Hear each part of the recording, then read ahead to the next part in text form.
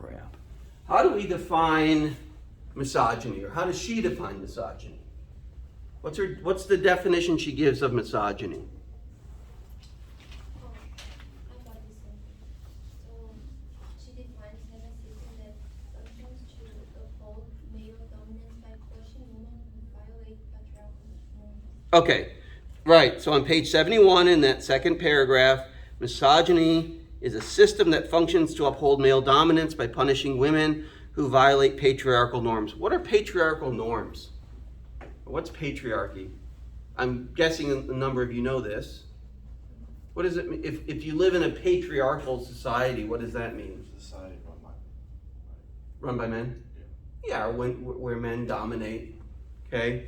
And so the way she describes this system is one of kind of taking and giving, where men have certain entitlements that women do not.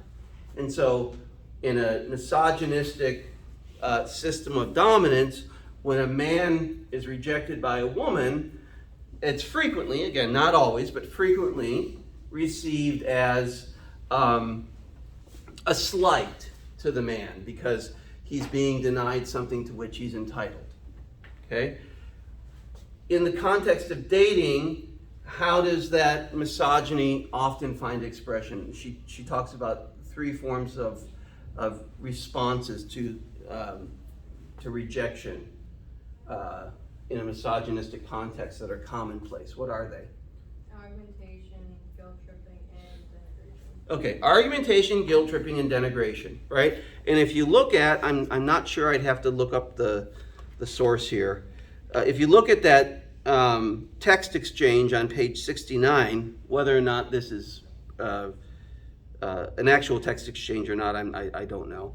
But even if it's not a real one, it's realistic, seems to me. I mean, I've seen these sorts of comments on Facebook and Reddit and Instagram and stuff like that. Okay?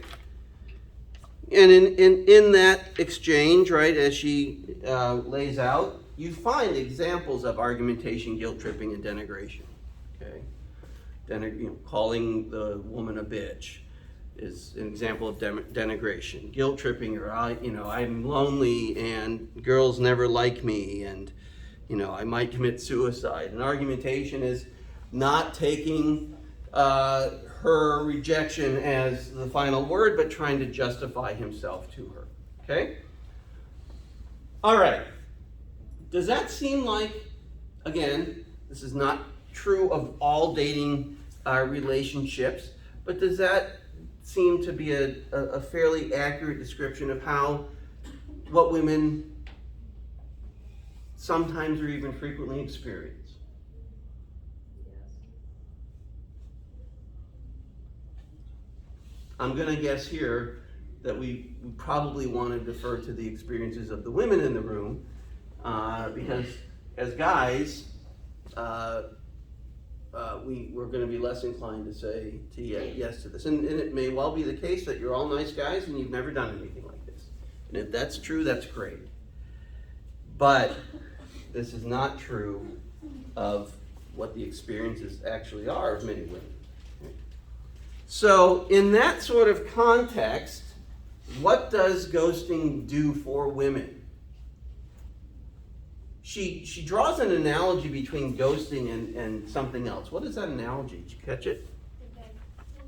The Say, vaccine. vaccine. Yeah. Right? It's a way of protecting oneself from the harms that might be experienced, in this case, in a dating context. Right? It's not literally a vaccine, but just as a vaccine protects you, it doesn't guarantee that you're not going to get some sort of illness, but it protects you from it. So too does ghosting. Okay? So, what would we articulate for the second premise that would connect that principle to this conclusion?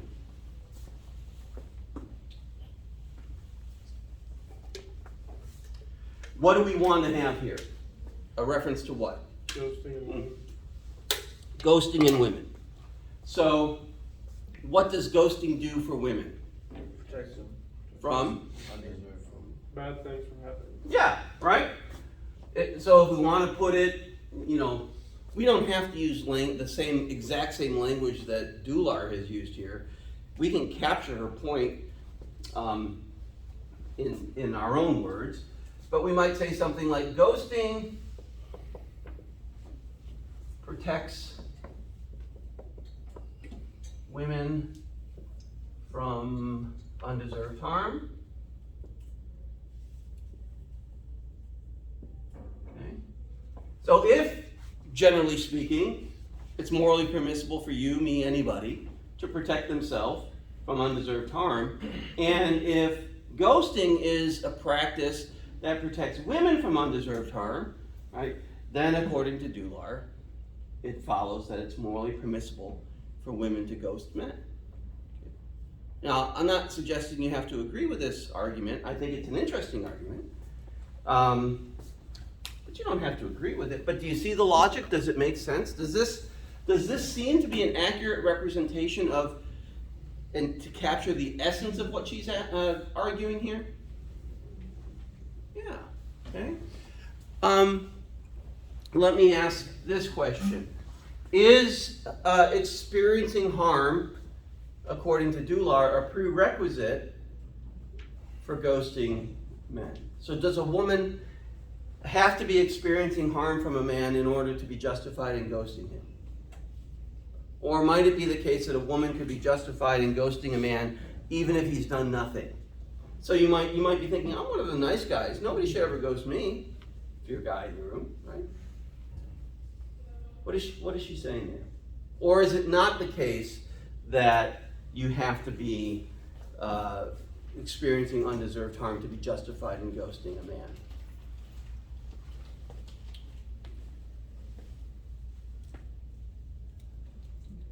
So the question is, do you have to experience undeserved harm in order to be justified in ghosting a man? Or is that not a precondition for ghosting to be justified? I think she said like they could just do that anytime. Okay. Doesn't matter. Okay. Does that seem like something worth objecting to? That, for example, you might want to take issue with this premise that not all instances of ghosting will protect or are necessary to protect a woman from undeserved harm. For example, in circumstances where there's no harm forthcoming from the man. Does that seem to be a way to question her argument? Okay. What does she say about that? Her position, okay, do you take a vaccine after you've gotten sick?